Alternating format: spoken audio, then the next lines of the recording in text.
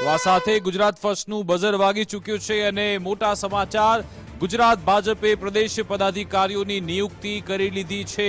છેલ્લા ઘણા સમયથી ભાજપ સંગઠન સાથે સંકળાયેલ લોકો, રાજનીતિને ટ્રેક કરનાર લોકો રાહ જોઈ રહ્યા હતા। ઉપપ્રમુખ, મહામંત્રી હોય કે પછી કોષાધ્યક્ષ, કોષાધ્યક્ષ કે પછી કાર્યાલય મંત્રી કે પછી મુખ્ય પ્રવક્તા, મીડિયા ઇન્ચાર્જ, યુવા મોરચા પ્રમુખ, કિસાન, ઓબીસી, એસસી, એસટી, લઘુમતી મોરચાના પ્રમુખની નિયુક્તિ થઈ ચૂકી છે અને આમાં યંગ બ્રિગેડને અહીંયા સ્થાન આપવામાં આવ્યું છે। હવે આપણે આખું લિસ્ટ જોઈ લઈએ કે આખરે કોને ક્યાં જવાબદારી સોંપવામાં આવી છે।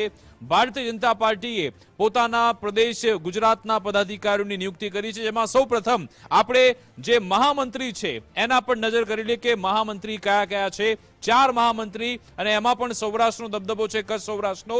કચ્છથી અનિરુદ્ધભાઈ દવે કે જે માંડવીથી ધારાસભ્ય છે એમને મહામંત્રીની જવાબદારી સોંપવામાં આવી છે। સાથે પ્રશાંતભાઈ કોરાટ, ડોક્ટર પ્રશાંતભાઈ કોરાટ રાજકોટ જિલ્લાથી એ આવે છે જેમને મહામંત્રી બનાવવામાં આવ્યા। શ્રી અજયભાઈ બ્રહ્મટ કે જે ખેડાથી આવે છે એમને મહામંત્રી બનાવવામાં આવ્યા। શ્રી હિતેન્દ્રસિંહ ચૌહાણ સુરેન્દ્રનગર કે જે સુરેન્દ્રનગરનું જે ભાજપનું સંગઠન જે પણ સંભાળી ચૂક્યા છે અને આ 4 જે મહામંત્રી છે કે જે હવે જગદીશ વિશ્વકર્મા સાથે તેઓ કામગીરી કરવાના છે, એ મહામંત્રીની નિયુક્તિ થઈ ગઈ છે। હવે ઉપપ્રમુખ આપણે જોઈએ, ઉપપ્રમુખમાં પણ તમામ જે વિસ્તારો છે એમને આવરી લેવાનો પ્રયત્ન થયો છે અને એમાં પણ યંગ બ્લડ હોય કે પછી જે નવી એનર્જી છે એને સાથ લાવવાનો પ્રયત્ન થયો છે, જેમાં જયદત્તસિંહ પરમાર હાલોલથી ધારાસભ્ય છે, પંચમહાલથી આવે છે, એમને ઉપપ્રમુખ બનાવવામાં આવ્યા। પોરબંદરથી આવે છે રમેશભાઈ ધડુક, રમેશભાઈ ધડુક કે જે પોરબંદરના પહેલા સાંસદ પણ રહી ચૂક્યા છે, એમને જવાબદારી સોંપવામાં આવી। ભરતભાઈ પંડ્યા કે જેઓ સંગઠનમાં ખૂબ જ સારી કામગીરી કરી ચૂક્યા છે અને પ્રવક્તા તરીકે પણ કામગીરી કરે છે, એમને ઉપપ્રમુખ બનાવવામાં આવ્યા। રાજેશભાઈ ચુડાસમા કે જે અત્યારે સાંસદ છે જુનાગઢથી, એમને પણ ઉપપ્રમુખ બનાવવામાં આવ્યા। એટલે કે સાંસદની પણ જવાબદારી, સંગઠનમાં પણ તેઓ છે એવું ઘણા સમય બાદ આપણને જોવા મળી રહ્યું છે। નટુજી ઠાકોર જે મહેસાણાથી આવે છે, શ્રીમતી ગીતાબેન રાઠવા છોટાઉદેપુરના તે સાંસદ રહી ચૂક્યા છે, એમને પણ ઉપપ્રમુખ બનાવવામાં આવ્યા। ગૌતમભાઈ ગેડિયા સુરેન્દ્રનગરથી આવે છે, અરવિંદભાઈ પટેલ વલસાડથી આવે છે, રસિકભાઈ પ્રજાપતિ જે વડોદરાથી આવે છે અને શ્રીમતી ઝંખનાબેન પટેલ જે સુરતથી આવે છે। આ 10 ઉપપ્રમુખની નિમણૂક થઈ છે। મહામંત્રી આપણે જોઈ લીધા।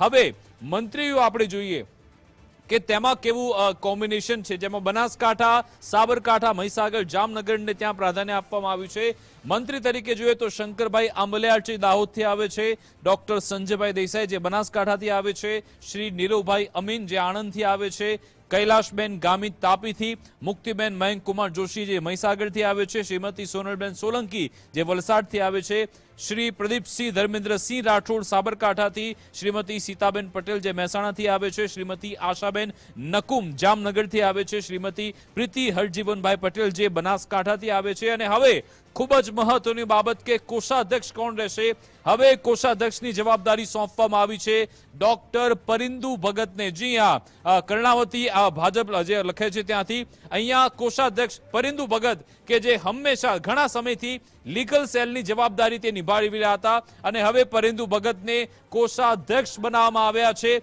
આપ સૌ કોઈ જાણો છો કે ભાજપમાં આ જે જવાબદારી છે સુરેન્દ્ર કાકા નિભાવી રહ્યા હતા અને હવે ડોક્ટર પરિંદુ ભગત હમણાં 1 મહિના પહેલા જ વન નેશન વન ઇલેક્શન પર ડોક્ટર પરિંદુ ભગત એમણે પીએચડી કરી, હમણાં 1 મહિના પહેલા જ એમણે પીએચડી હોલ્ડ કરી છે અને હવે તેઓ કોષાધ્યક્ષની જવાબદારી એઓ નિભાવશે।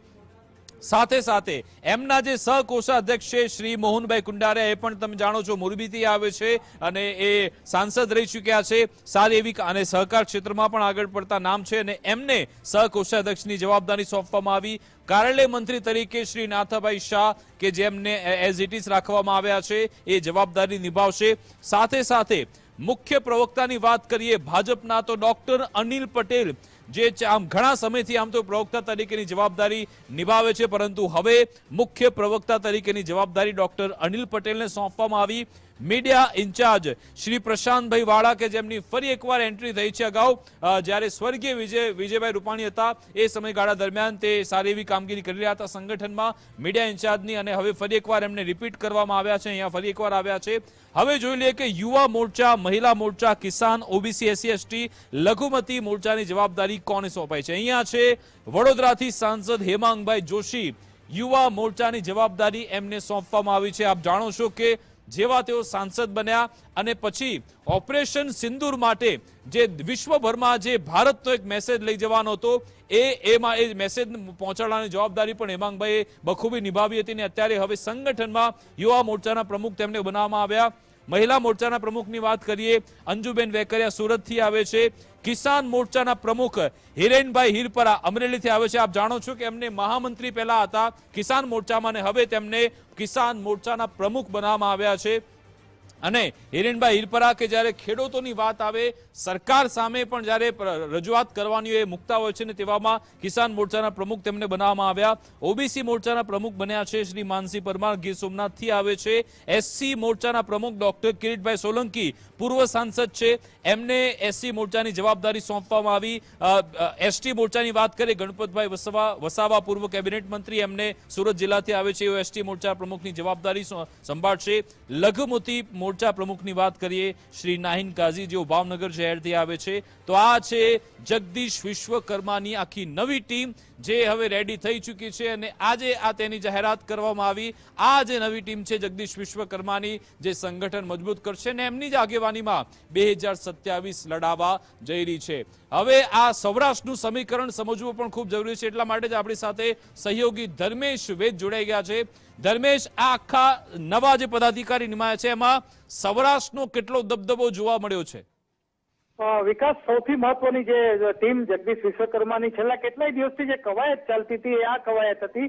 અને એમાં તમે જુઓ તો સૌથી મોટું જે નામ આવ્યું છે ડોક્ટર પ્રશાંત કોરાટ, જે પ્રદેશ યુવા મોરચાના પ્રમુખ હતા અને સીધું જ એમને પ્રમોશન મળ્યું છે અને સીધા જ જે કહી શકાય ટીમ જગદીશ વિશ્વકર્મામાં મહામંત્રી તરીકે એમની પસંદગી અત્યારે જાહેર થઈ છે. સૌથી મહત્વની વાત એ છે કે કચ્છમાંથી અનિરુદ્ધભાઈ દવે, કે જે આપણે એમ લાગતું હતું કે બ્રહ્મ સમાજને સ્થાન નથી ભાજપમાં, અને એમાં એને મહામંત્રીનું પદ પણ અત્યારે આપ્યું છે. સૌથી મહત્વની વાત એ છે કે લેઉવા પાટીદાર માટે પ્રશાંત કોરાટ નવોદિત કહી શકાય કે યુવાન અગ્રણી પાટીદાર સમાજનો ચહેરો, અને એમને અપાયું છે. બીજું જો વિકાસ સૌરાષ્ટ્રની વાત કરીએ તો સૌરાષ્ટ્રના વર્તમાન ને પૂર્વ સાંસદ એઓને પણ આ ટીમ જગદીશ વિશ્વકર્મામાં સમાવેશ કર્યો. પોરબંદરના સાંસદ જે રમેશભાઈ ધડુક છે એ ઉપપ્રમુખ તરીકે કાર્યરતમાં જાહેર કર્યા છે. એ જ રીતે રાજેશ ચુડાસમા જે જુનાગઢના સાંસદ વર્તમાન છે એમને પણ ઉપપ્રમુખમાં છે. મોહનભાઈ કુંડારિયા જે રાજકોટના પૂર્વ સાંસદ છે એ સહ કોષાધ્યક્ષમાં છે. તો કિરીટભાઈ સોલંકી જે વાત થઈ એ રીતે કે એ પણ પૂર્વ સાંસદ છે અને એમને પણ જે આપ્યું છે. બીજી જો વાત કરીએ તો ગીર સોમનાથ ભાજપના પ્રમુખ માનસી પરમાર રહી ચુક્યા છે, ભલે એનો પરાજય થયો પણ તેઓને અત્યારે ઓબીસી મોરચાના પ્રમુખ તરીકે માનસી પરમારની નિયુક્તિ થઈ છે. એટલે એ જ રીતે તમે જોયો તો મીડિયા ઇન્ચાર્જમાં જે મુખ્ય પ્રવક્તામાં ડોક્ટર અનિલ પટેલ છે, પણ મીડિયા ઇન્ચાર્જમાં શ્રી પ્રશાંત વાળા કે રાજકોટ શહેરમાંથી પસંદગી થઈ છે. મહત્વની વાત એ છે કે પ્રશાંત વાળાને લાંબા સમયનો વિરામ હતો. બિલકુલ, આભાર ધર્મેશ અમારી સાથે જોડાવા બદલ, વાતચીત કરવા બદલ. તો આ યુવા બ્રિગેડ ટીમ છે જગદીશ વિશ્વકર્માની, ગુજરાત પ્રદેશ ભાજપ સંગઠનનું આ નવું માળખું જાહેર થયું છે, જેમાં યુવા ચહેરાઓને એમના અનુભવને પ્રાધાન્ય આપવામાં આવ્યું. મોટા ભાગે નો રિપીટેશન થિયરી છે, એટલે જે CR પાટીલની જે ટીમમાં હતા એ તમામ હવે આમાંથી મોટા ભાગે એમને હટાવી દેવામાં આવ્યા છે. પાર્ટીને વફાદાર રહેલા કાર્યકર્તાઓને સ્થાન આપવામાં આવ્યું.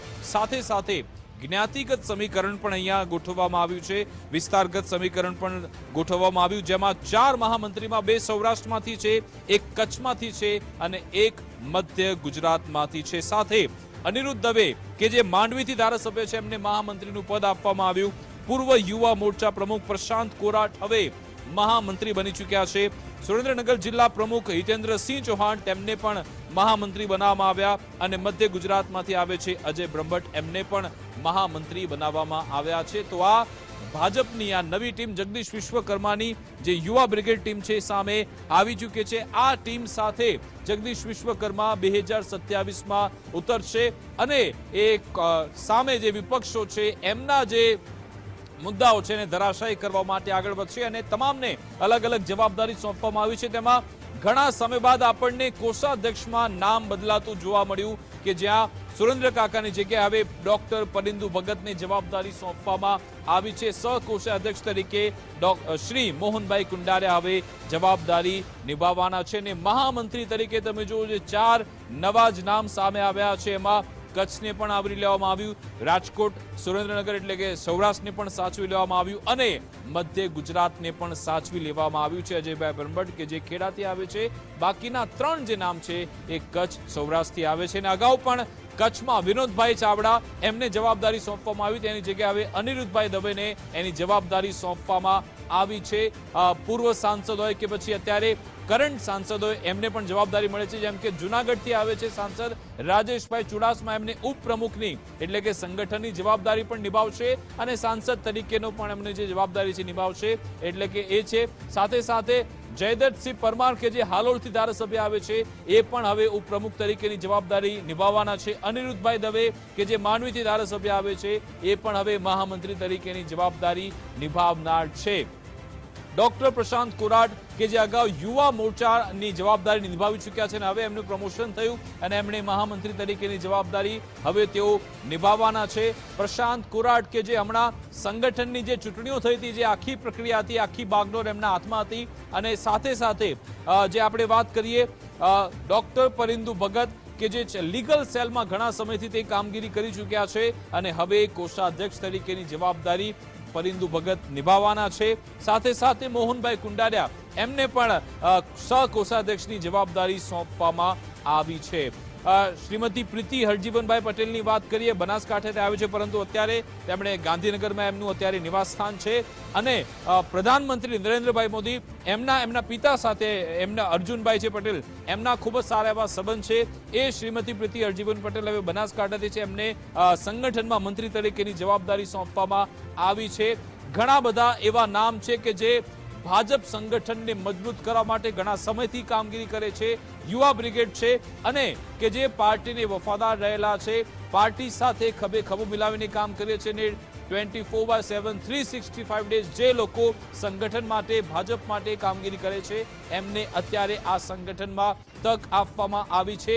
એ જોવાનું રહેશે એટલે કે જે CR પાટીલ વાળી ટીમ હતી એમાંથી તમામ મોટા ભાગના એ નામ અત્યારે હટી ચૂક્યા છે. જો કે નજર હતી કે મહામંત્રી કોણ હશે, કયો એવો જિલ્લો છે કે જ્યાંથી મહામંત્રી આપવામાં આવશે, પરંતુ અત્યારે આપણે જોયું કે દક્ષિણ ગુજરાત અને ઉત્તર ગુજરાત એમાંથી બાકાત છે મહામંત્રીમાં. એમાં આપણે જોયું કે કચ્છ આવરી લેવામાં આવ્યું, પછી સૌરાષ્ટ્ર છે અને મધ્ય ગુજરાતને મહામંત્રીની જેની જવાબદારી મળી છે એમાં એ આવરી લેવામાં આવ્યા છે. બાકી ઓવરઓલ જે ઉપપ્રમુખ હોય કે પછી કોષાધ્યક્ષ હોય કે પછી અલગ અલગ મોરચાના જે પ્રમુખો હોય એમાં મોટા ભાગના જે દક્ષિણ ગુજરાત હોય કે પછી ઉત્તર ગુજરાત કે પછી મધ્ય ગુજરાત એ તમામના લોકોને આવરી લેવામાં આવે એટલે કે પછી વિસ્તારવાદ પણ છે, જાતિગત સમીકરણ પણ આમાં બરાબરના ગોઠવવામાં આવ્યા છે. હવે આ ટીમ જગદીશ વિશ્વકર્મા શું જાદુ બતાવે છે 2027માં, કેવી રીતે સંગઠન મજબૂત કરશે અને જગદીશ વિશ્વકર્મા એમની સામે સૌથી મોટો પડકાર એ છે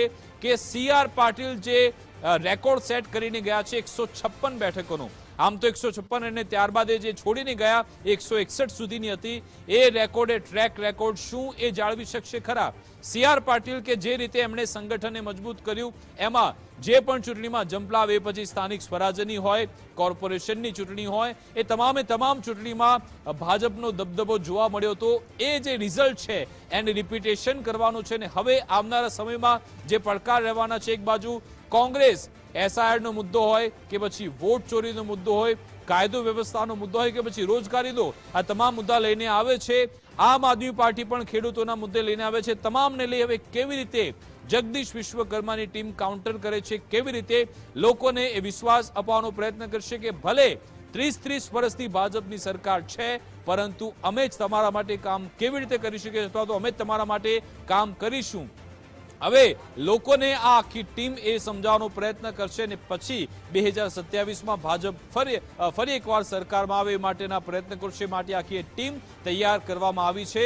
જો કે આમાં ખૂબ જ લાંબો સમય લઈ લેવામાં આવ્યો. જ્યારે જગદીશ વિશ્વકર્માની નિમણૂક થઈ ભાજપના પ્રદેશ પ્રમુખ તરીકે, કોઈએ પણ વિચાર્યું નહોતું કે ભાઈ પ્રદેશ પ્રમુખ તરીકે જગદીશ વિશ્વકર્માનું આવી રીતે નામ આવશે. મીડિયામાં ઘણા બધા સ્પેક્યુલેશન હતા, ઘણા બધા નામ હતા, એમાંથી એક આ નામ સામે આવ્યું અને હવે એમની આ નવી ટીમ પણ તૈયાર થઈ ચૂકી છે, જેના નામ તમે અલગ અલગ સ્ક્રીન પર જોઈ રહ્યા છો. હવે આ સંગઠન શું કમાલ બતાવે છે એ તો આપણને આવનારા સમયમાં જોવા મળશે. હવે આ નવી ટીમ સાથે એક આખી મીટિંગ પણ થશે, એમને અલગ અલગ ટાસ્ક પણ સોંપવામાં આવશે.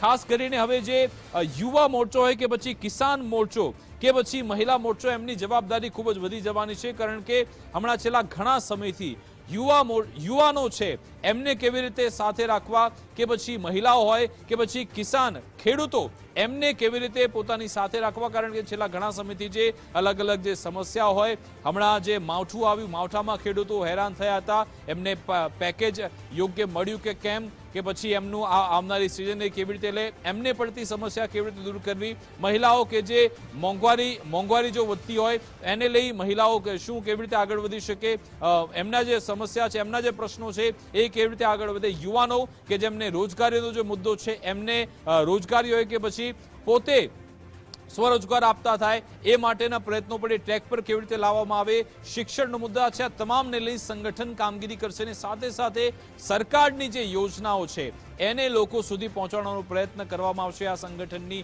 ટીમ દ્વારા. હવે જોવાનું રહેશે કે આ નવી ટીમ શું રંગ લાવે છે, કેવી મહેનત કરે છે. પરંતુ અત્યારે જે લોકો રાજકીય સમાચાર ટ્રેક કરતા હોય છે એના માટે કે આ ગુજરાત ભાજપની નવી ટીમ તૈયાર થઈ ચૂકી છે, એટલે કે તમામ નિમણૂક હવે પતી ચૂકી છે. હવે કામગીરી કરવામાં આવશે. આવનાર સ્થાનિક સ્વરાજ જે પહેલી ચૂંટણી આવશે એમાં આ જગદીશ વિશ્વકર્માની ટીમ, એમની અગ્નિ પરીક્ષા થવાની છે કે કેવી રીતે મેદાનમાં આવે છે અને પછી એ તમામ પડકારોનો કેવી રીતે સામનો કરવામાં આવે છે. પ્રતિભા, આ સમગ્ર માહિતી સાથે જોડાવા